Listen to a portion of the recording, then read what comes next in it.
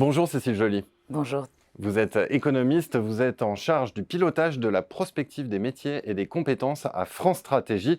France Stratégie pour lequel vous avez publié une étude récente, plus précisément une cartographie des compétences par métier que l'on peut retrouver en ligne facilement sur le site de France Stratégie en téléchargement gratuit. Alors d'abord, pourquoi cet exercice de cartographie? Quel était l'objectif? Alors la première raison, elle est évidemment conjoncturelle, dans la crise passée qui se poursuit. L'idée d'identifier les compétences et favoriser les reconversions professionnelles entre les métiers en déclin et les métiers porteurs, puisqu'on a bien constaté que ce n'était pas tout à fait les mêmes aujourd'hui, et qu'on a aussi une raison plus structurelle qui, là, nous invite à penser sur la longue durée pour favoriser l'appariement sur le marché du travail et donc identifier individuellement et plus précisément les compétences des métiers, puisqu'on a des mutations structurelles sur le marché du travail, qu'on pense à la transition écologique ou à la transition numérique, qui vont amener des reconversions et on a toutes sortes de mutations puisqu'elles sont permanentes. Et donc effectivement, on a besoin d'avoir quelque chose qui soit plus fin pour pouvoir permettre plus facilement de valoriser les compétences qu'on a acquises dans un métier dans un autre. Alors quels sont les grands résultats qui ressortent de cette cartographie? Alors nous avons identifié des compétences techniques d'un côté et des compétences transversales de l'autre à partir de sources qui sont issues de Pôle emploi, de la DARES ou de l'OCDE. Ce qui est intéressant dans cette étude, c'est que c'est la première fois qu'on essaye de les quantifier, ce qui est quelque chose qui aujourd'hui est assez flou et on dit beaucoup de choses qui ne sont pas nécessairement robustes. Donc là, ça a été un effort méthodologique important. Les compétences techniques, grosso modo, ce sont des compétences qui sont spécifiques au geste métier.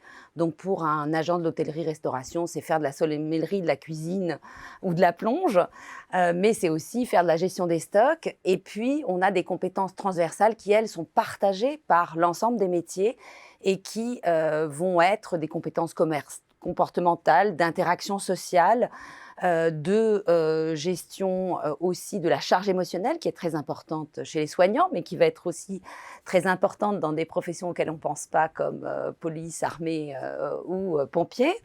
Et puis, vous avez des compétences qui sont très importantes dans le transport et dans l'industrie qui sont des compétences en matière de gestion de risques qualité et de risques financiers.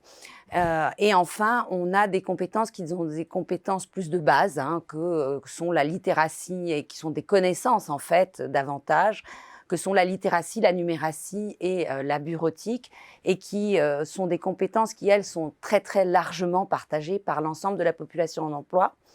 Et si on regarde ce qui a un peu cru pendant les années précédentes et ce qui nous permettra aussi de faire de la prospective a posteriori, on s'aperçoit qu'en fait, l'évolution des compétences sur le marché du travail, elle épouse d'une certaine manière les grandes mutations économiques et sociales que sont la transition numérique, la transition environnementale, la révolution du e-commerce avec la logistique et puis l'importance croissante de la relation client.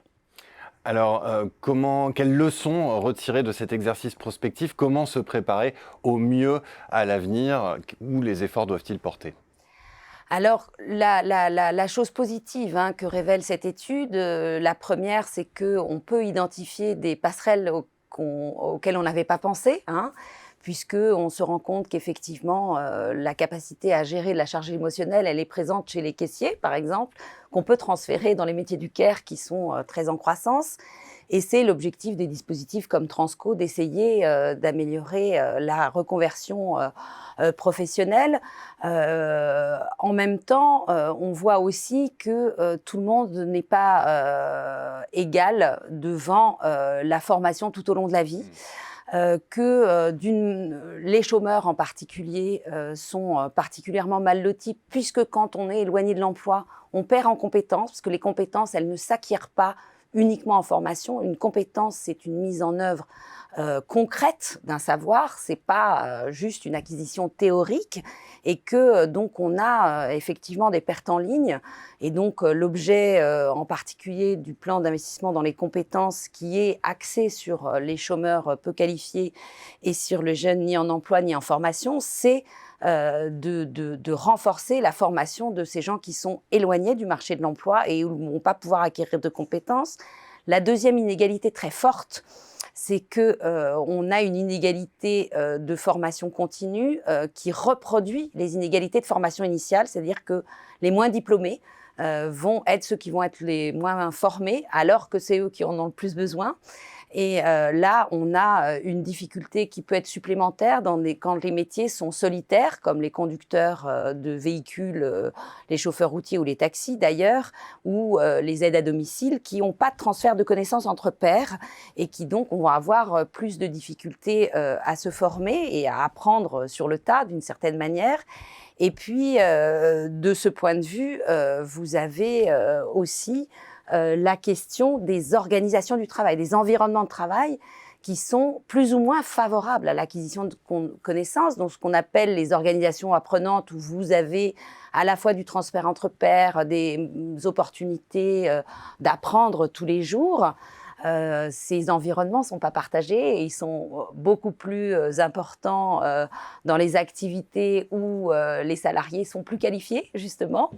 De ce point de vue, c'est une question qui, elle, doit être résolue dans les entreprises et sans doute par le dialogue social.